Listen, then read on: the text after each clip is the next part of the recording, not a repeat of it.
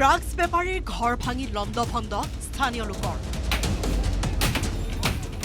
drugs সেৱন কৰি এজন যুৱকৰ মৃত্যুৰ পিছতে নগাঁৱৰ হেৰাপট্টিত উত্তপ্ত পৰিস্থিতি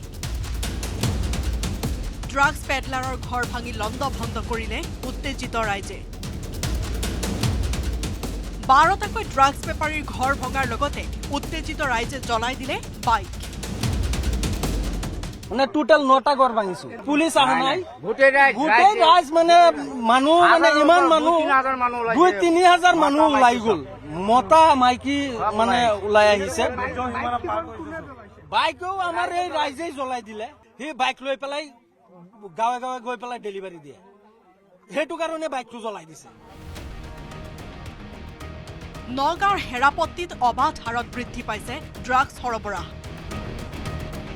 ড্ৰাগছ সেৱন কৰি মৃত্যুমুখত পৰিছে অঞ্চলটোৰ মুছলিম উদ্দিন নামৰ এজন যুৱক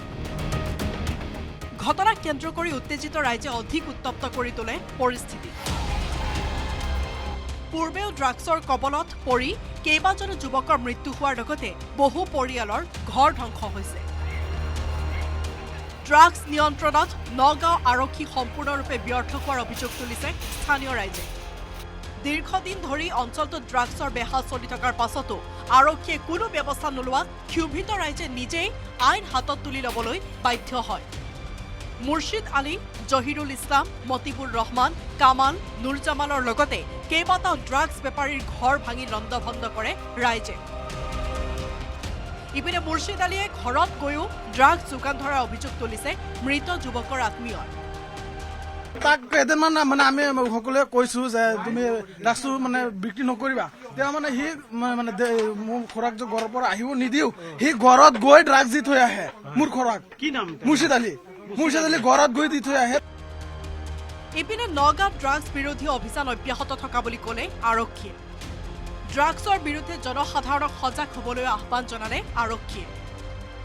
কিছু জায়গাত ইনফৰমেশন থাকে কিছু জায়গাত নাথাকে আমাৰ ইনফৰমেশন আছে আমাৰ সেই অনুপাতে ধৰিও থকা হৈছে ইয়াত কিন্তু এতিয়া ৰাইজ ওলাই আহিছে সচেতন হোৱাটো ভাল হৈছে কিন্তু এই ৰাইজে এটা কথা জানিব লাগে যে তেওঁলোকে এইবিলাক আইন হাতত তুলি ল'লে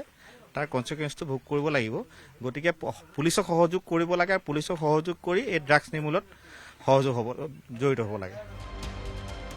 শেহতীয়াকৈ ৰাজ্যত বৃদ্ধি পাইছে ড্ৰাগছৰ প্ৰচলন ড্ৰাগছৰ বাবেই বহু পৰিয়াল ধ্বংস হোৱাৰ লগতে HIV-ত আক্ৰান্ত হৈছে বহু যুৱক যুৱতী নগাঁৱৰ পৰা নীলোৎপল বৰাৰ report news 18 Assam north east